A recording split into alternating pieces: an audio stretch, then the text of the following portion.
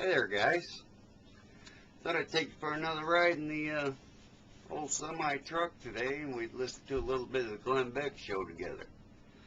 It's on that evil right-wing radio on XM. I thought we'd better listen to it a little bit before this fairness doctrine kicks in and Democrats take a little bit more of our constitutional rights away from us, like free speech.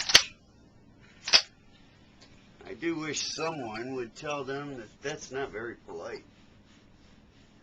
You know what I'm saying? At least I don't think it is. I couldn't put it on the dashboard today because the road was too bumpy, so you gotta look at my ugly face, but I hope you enjoy it. I hope you enjoy the video blog. You just let me know. I know I'm hard on the eyes, but pay attention to the message and not so much the messenger. Come on, buckle up. Let's go. Name the city in the world where the most kidnappings happen. Mexico City is number one. More kidnappings happen in Mexico City than any other city in the world. Now, name number two. Bogota, Colombia? Where would you guess? You'll be stunned. I would have definitely said Colombia. Colombia, you think Somalia, you think... More kidnappings happen in Mexico City than any other place in the world. They're number one. Number two is Phoenix, Arizona. That is staggering.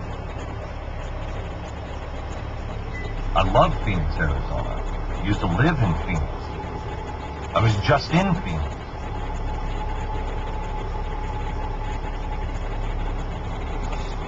Here's what you're not getting. You're not getting in the news the truth on Mexico.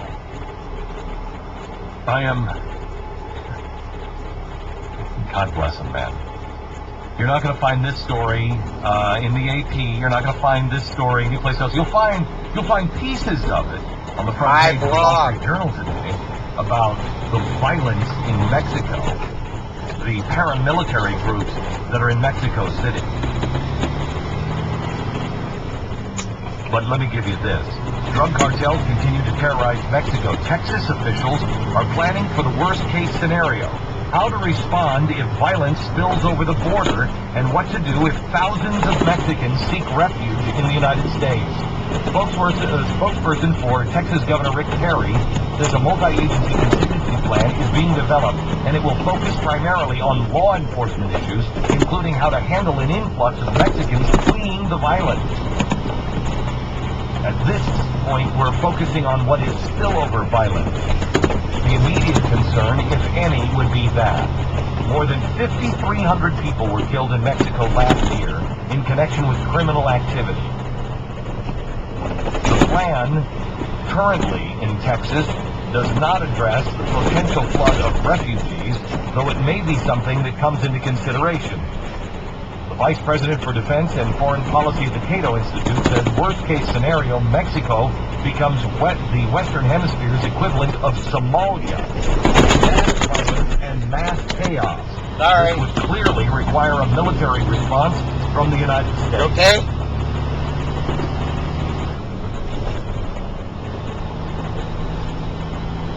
Darryl Carlo from KTAR in Phoenix, Arizona. Good friend of the program, a guy who's been talking about this for a long time. Darryl, I had no idea, as did most Americans, that the number 2 place in the world for kidnappings is Phoenix, Arizona. Glenn, good morning, and yeah, it's a sad story. The worst part of the story is we had 359, so that's one a day in Phoenix, Arizona last year. How is it, Darryl, wait, Darryl, before I get any deeper than that, how is it possible that Americans don't know that one person a day is kidnapped in a city like Phoenix, Arizona. How's that Glenn, possible? cut it out. You are a hater, Glenn. I keep trying to explain to you. They're coming here for work, man.